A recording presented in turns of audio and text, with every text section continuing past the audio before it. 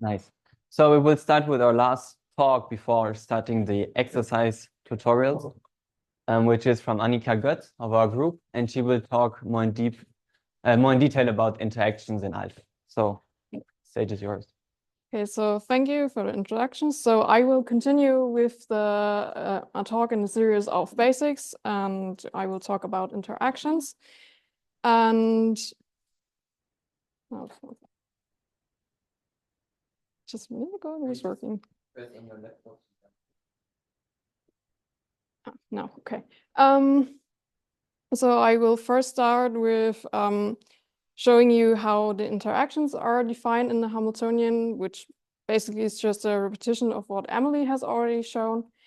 And then I will show you with an example, the plain vanilla Hubbard model, how we implement the interaction in the Fortran code. Then, just as for the lattices and the observables, we have some predefined structures, and I will also show you some examples here. And then I will also show you a second example, basically fermion Ising coupling. So let's start again with the Hamiltonian, where we have, which is composed of different parts. So the first part is basically the hopping, which is quadratic in the fermion operators.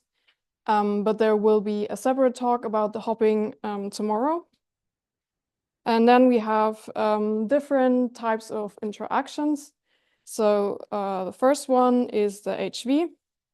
This is basically the type of interactions where we need the Hubbard-Stratonovich transformation. Since this interaction, it is quartic in fermion operators due to the square here. Then we have a second type of interaction, HI. And this allows the coupling between fermions and physical fields like this ZK. This can be, for example, the Ising spins, which we have already seen, or it can be also phonons, for example. And then there's a relatively new type of interaction, this HQ, which is a combination of basically HV and HI. So we have the term which is quartic in the fermions here with the square, but now it couples also to this Q. And as of now, this Q can be continuous fields, so basically phonons. But now let's have a closer look at the HV, what everything means. So basically, we can have several interaction terms. And here we have the summation over K, and MV gives us the number of interaction terms. In every interaction term can have a separate interaction strength, this UK. And then we have this square term here in the bracket. And then we have a summation over two different quantum numbers, the color and the flavor, where the interaction, it explicitly depends on the flavor index, this S index here, but it is symmetric under the color index. So the sigma here, there is no explicit dependence on the sigma, and it's also diagonal in the sigma. And our interaction matrix here, and we can also have a constant shift where alpha can be a complex number. Okay, so let's look at an example. I will basically guide you through the plain vanilla Hubbard model, which is also given in the documentation. So we basically have a summation over all lattice sides. Then we have the density Ni up times Ni down. And our goal is now to write this as a sum of perfect squares, such that we can do a Hubbard-Stratonovich transformation. And for this, we can choose different decoupling schemes. And two common decoupling schemes are given here. So we can either choose to decouple in the spin channel, where we have here the square of the set component of the spin. So it's basically Ni up minus Ni down. This is called the MZ decomposition in ALF. Or we can choose to decouple in the density channel. Then we have here this eta set, which is basically the density on a given site. So Ni up plus Ni down. Yeah. And in the plain vanilla hybrid model, there's this spin channel chosen. So we will continue with this explicit decoupling. So just for the next slide, we can also write this 1/2 plus eta set onto the left-hand side of the equation. It's basically just kind of a chemical we kind of introduce a chemical potential if we put it on the left-hand side, if you as you see in a second, because then we can write our Hubbard interaction like this. So we have a summation over all the lattice sides. We have here the Ni up minus Ni up times Ni down, and now this minus 1/2 Ni up plus Ni down plus, which is when you go back to this slide, just this term which we put onto the left-hand side. Then we can use that. We can write this as the square of the set component of the spin. We just can insert the definition of this of the set component of the spin, so Ni up minus Ni down to the square. And then to better compare it with the generic form of the interaction of ALF, we can shift this interaction strength into the summation and write it a bit more general with this with the Pauli matrix here, which is basically then means that for spin up, the sigma set is +1, and for spin down, it is -1. And now we can compare it with the generic form, which is written in ALF, and identify all the parameters. So we have for every lattice side, we have one interaction term. So the summation over the lattice sides here is equivalent to the summation over K. So we have n interaction terms, and the interaction for every term is the same as -u1/2. And then we have here an example of the difference for the color and flavor index. So we see here that because we have this sigma term here, our interaction explicitly depends on the spin index. That means we have a flavor of 2 and a color index of 1. Our interaction matrix is diagonal because it's on-site interaction. So we have this delta xy, and it only has one non-zero entry because it's only for one side. So we have this delta xk. And then for spin up, we have here a +1, and for spin down, we have a -1. And the dimension of our matrix V is for now the number of lattice sides, so n, and our alpha is 0. With this, we can now go into the code and look how this is implemented. I basically just copied some snippets of the Hamiltonian Hubbard plain vanilla file, which you can find in the proc Hamiltonians folder. And one important thing that we need is the operator type, which I will show you on the next slide. That's very important to implement the interaction. And then, as we have already seen, we have this base type, the Hamiltonian base, and our plain vanilla Hubbard model is basically an extension of this type, where we have to set different subroutines. An important subroutine we have to define for our model is the ham set. This is called in a main program to initialize our Hamiltonian. So here we have to set like our parameters, our hopping, and our interaction.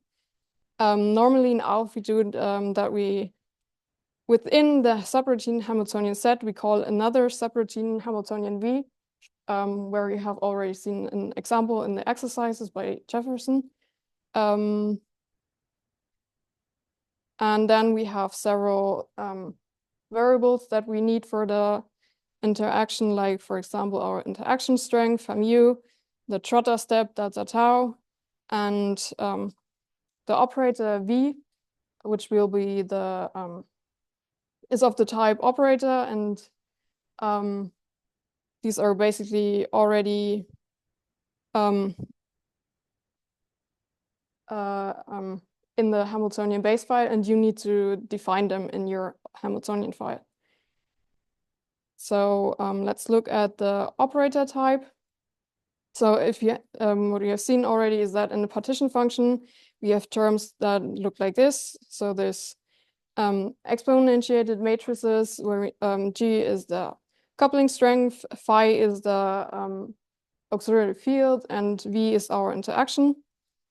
And as we have already seen in the example for the Hubbard model now, our V matrix can be quite sparse. In this case, it only has one non-zero entry. So it is not very efficient to calculate the exponent of such a sparse matrix. And for this, we can use a little trick. We can use this decomposition of our matrix, where P is basically a projector matrix, which tells us which of the entries of our V matrix are non-zero. And our matrix O is then a smaller matrix which contains the non-zero entries of V. And with this, we can insert this definition here in the exponent. And since our P matrices are projector matrices, we can pull them out of the exponent, and we only have to exponentiate our matrix O, which is ideally much smaller than our V matrix. And we only have to calculate then the exponent of a much smaller matrix. And the operator type now contains this information. You have to tell ALF how many non-zero entries we now have in our operator O. So the dimension of O is n, and O is an n times n matrix. We need to store the entries of O, and we need to store the entries of P.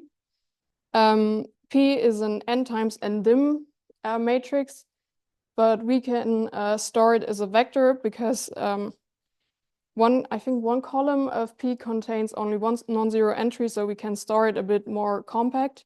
So basically, you have to tell in P which entries of V are non-zero, but I will show you an example on the next slide.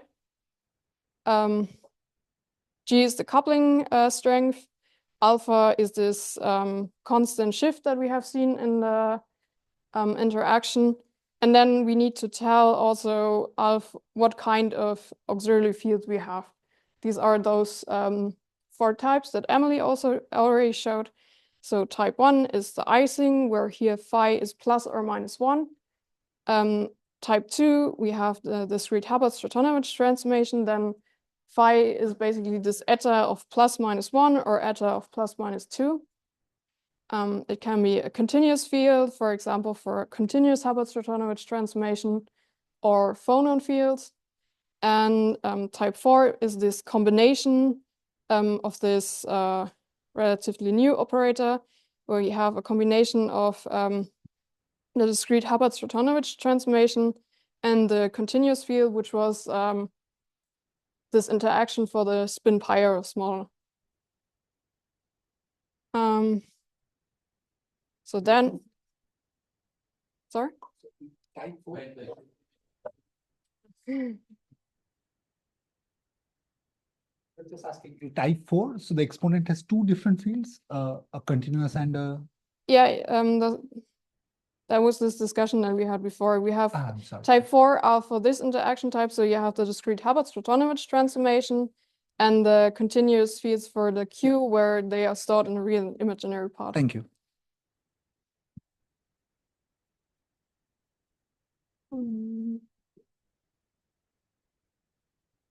So now here's an example for the Ham-V subroutine. This is from the plain vanilla Hubbard model. So first you have to allocate your operator V, where the first entry is the number of interaction terms that you have. So ndim is your number of lattice sites times the number of orbitals in a unit cell. And then you have end flavor as the second entry here, because we have one interaction term per flavor. Then you need to call for every operator your operator make. So you have here a loop over your flavor and your dimension, and you have to call for every operator here this operator make. And the second entry here is the size of your matrix O. So in this case, since we have an on-site interaction, it is 1.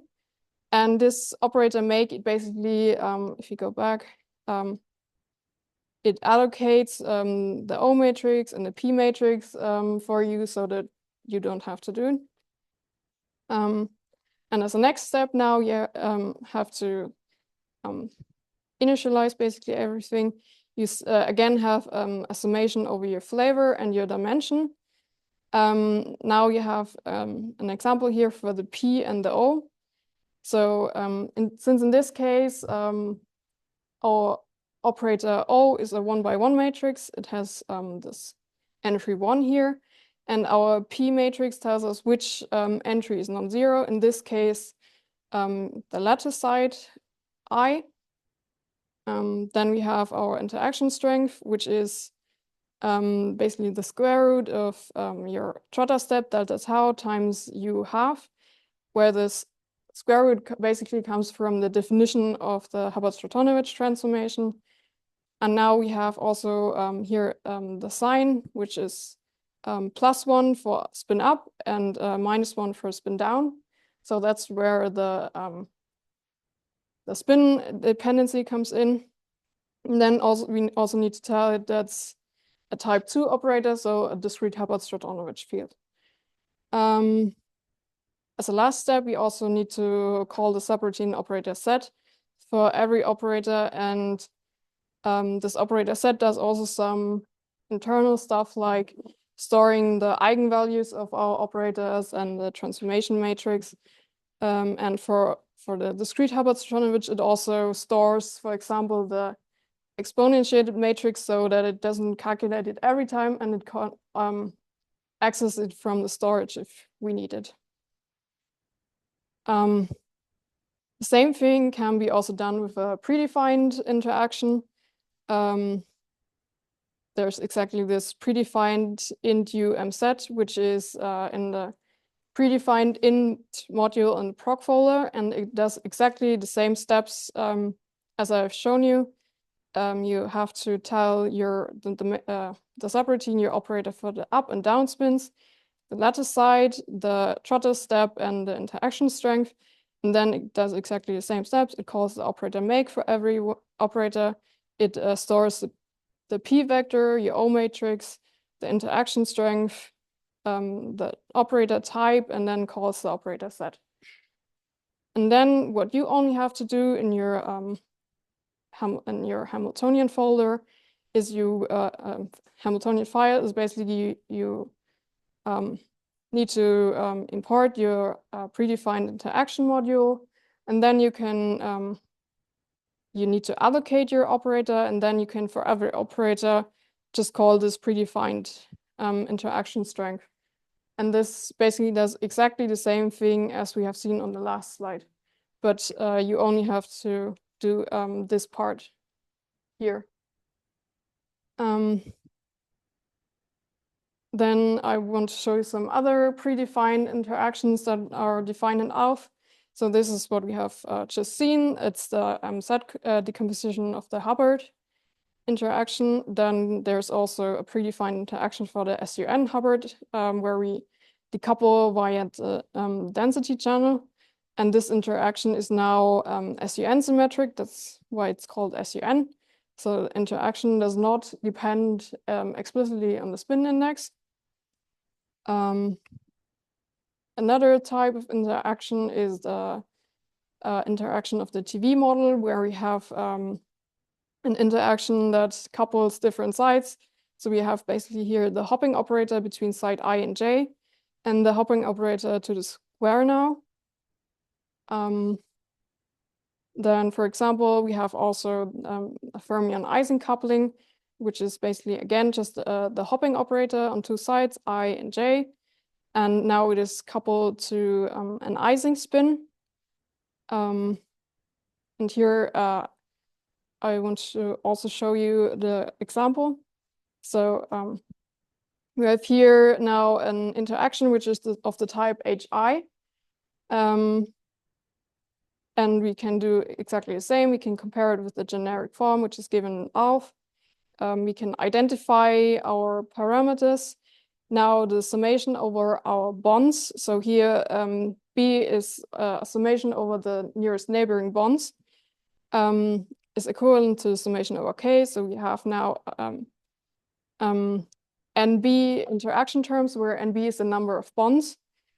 The set K operator is in this concrete example our Ising spin on a given bond. So we have here set B. This time now our interaction does not depend on the spin index. So we have a color index which is equal to n sigma and a flavor index which is 1. The dimension of our matrix I is again the number of lattice sites. And now we have also an example where our operator O is not a 1-by-1 matrix, but it is bigger because now our interaction is not on site, but it connects to different sites. So now the effective size of our matrix O is 2. So we have a 2-by-2 matrix, and which is basically 1 on the off diagonal and 0 on the diagonal. And our matrix, this projector matrix P now contains the site I and j. And we have this also this predefined Ising SUN interaction. Basically now you have also to call the operator make. Now with your operator O has the size of 2, so you have this 2 here. Your P matrix now stores your site I and j, which you tell the as an argument when you call the subroutine. Your matrix O has these ones on the off-diagonal terms. Now your interaction strength is minus the trotter step delta tau times this psi. And our alpha is 0. And now we have a type 1 interaction, which is the Ising interaction. Then we need to also call the operator set again. Then there are also some more advanced interaction matrix.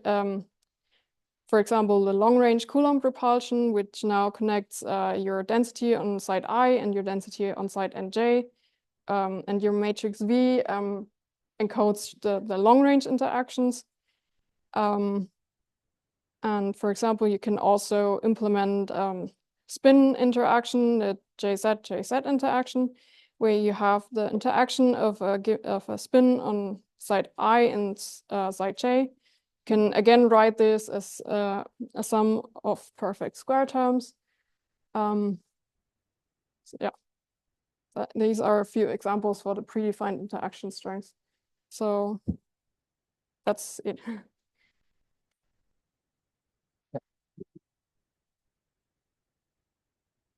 Thank you, Anika.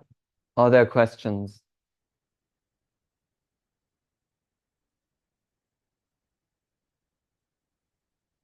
On Zoom, maybe?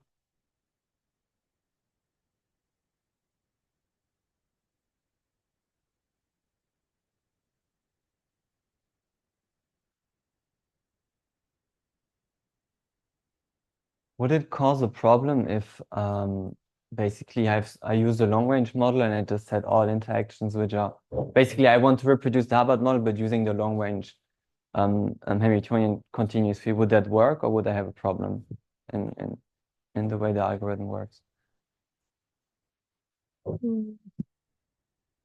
I mean, I have not worked with the long range, but I guess the main point is here that first of all, you use the continuous fields for decoupling it a bit. And as Farker also already said, you want to avoid basically the continuous fields if you can.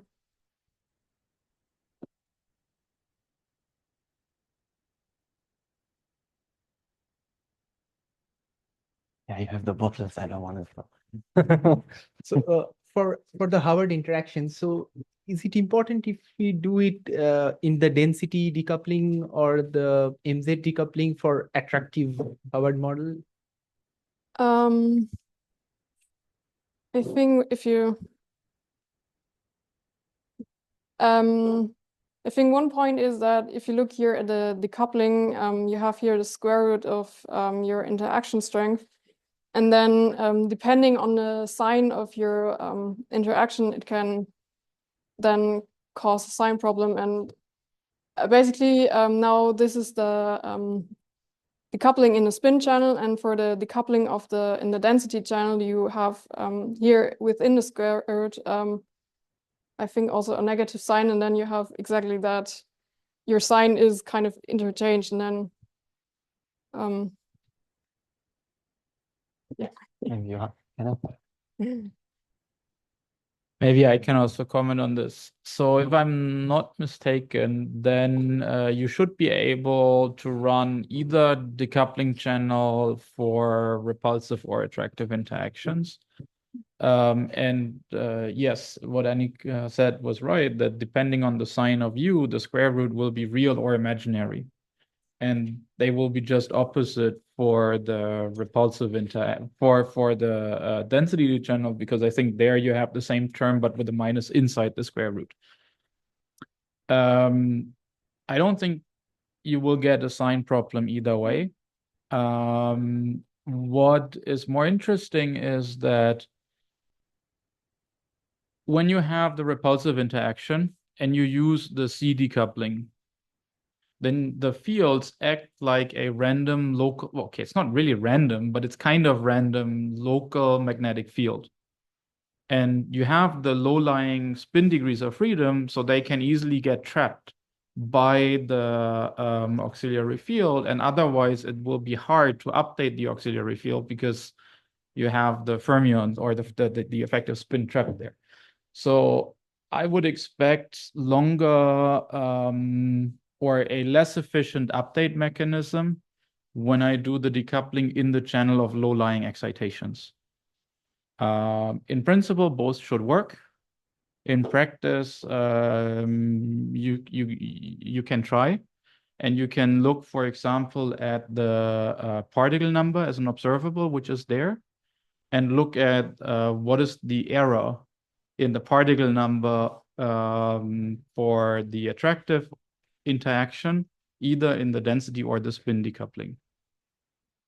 And my guess is the error in the particle number will be much smaller. This is maybe here not the best example. Yes, so go for attractive interactions. Introduce a chemical potential so that particle hole doesn't fix the particle number to be half filled. And then look at the fluctuations of the density depending on which channel you use.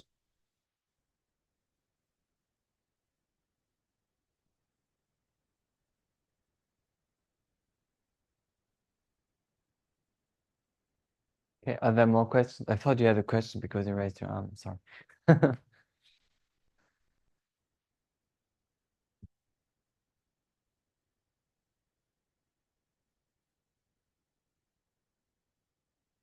All right, then I would suggest first to clap for Anika and Jefferson again. And then we can start now with the exercises and the tutorial. And if you have questions, we are here to answer them either on Zoom or in presence. So yes.